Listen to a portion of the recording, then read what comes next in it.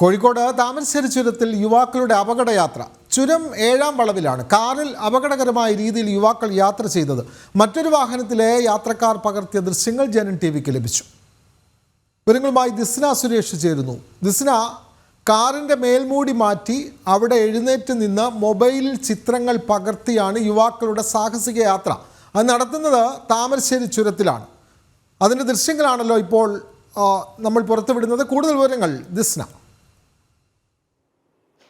തീർച്ചയായും വിനോദ് സൂചിപ്പിച്ചതുപോലെ തന്നെ റോഡ് അപകടങ്ങൾ നിരന്തരമായി വർദ്ധിക്കുന്ന ഒരു സാഹചര്യം. മോട്ടോർ വാഹന വകുപ്പ് ഉൾപ്പെടെയുള്ളവർ ബോധവൽക്കരണ ക്ലാസുമായി ഒക്കെ തന്നെയും രംഗത്ത് വന്നിട്ടും ഇത്തരത്തിലുള്ള ദൃശ്യങ്ങളും ഇത്തരത്തിലുള്ള കുറ്റങ്ങളും കൂടുന്നു എന്ന് തന്നെയാണ് നമുക്ക് പറയാൻ സാധിക്കുന്നത്. പ്രധാനമായും കോഴിക്കോട് താമരശ്ശേരി ചുരത്തിലാണ് ഇത്തരത്തിലൊരു സംഭവം ഉണ്ടായിരിക്കുന്നത്. അല്പസമയം മുൻപാണ് ഈ കുട്ടികൾ ഈ വാഹനത്തിന് മുകളിൽ കയറി നിന്ന് വലിയ രീതിയിൽ ഫോട്ടോയൊക്കെ എടുക്കുന്നതൊക്കെ തന്നെയും നമുക്ക് ആ ദൃശ്യങ്ങളിൽ നിന്ന് വളരെ വ്യക്തമാണ്.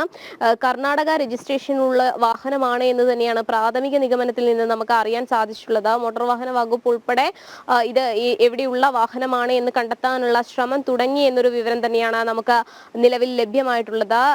ഇത്തരത്തിൽ റോഡ് അപകടങ്ങൾ വർദ്ധിക്കുന്ന ഒരു സാഹചര്യം. നിരവധി തവണ മോട്ടോർ വാഹന വകുപ്പ് ഇത്തരത്തിൽ സംഭവങ്ങൾ ഉണ്ടാകുമ്പോൾ നടപടിയെടുത്തിട്ടും യാതൊരു തരത്തിലുള്ള ഫലവും ഇല്ല എന്ന് തന്നെയാണ് ഈ ദൃശ്യങ്ങളിൽ നിന്ന് മനസ്സിലാക്കാൻ കഴിയുന്നത്. പ്രത്യേകിച്ച് താമരശ്ശേരി ചുരം വലിയൊരു ഗതാഗത കുരുക്കും അതുപോലെ തന്നെ വലിയ രീതിയിൽ വളവുകളൊക്കെ ഉള്ളൊരു സ്ഥലമാണ്. അതുകൊണ്ട് തന്നെ വലിയ രീതിയിൽ അപകടങ്ങൾ ഉണ്ടാവാനുള്ള ഒരു സാധ്യതയുമുണ്ട്.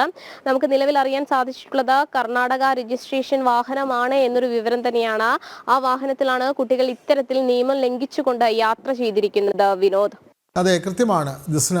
അതായത് താമരശ്ശേരി ചുരത്തിലാണ് അപകട വളവുകൾ നിരവധിയുള്ള. താമരശ്ശേരി ചുരത്തിൻ്റെ 7-ാം വളവിലാണ് ഇത്തരത്തിൽ കാറിൽ അപകടകരമായ നിലയിൽ യുവാക്കളുടെ യാത്ര.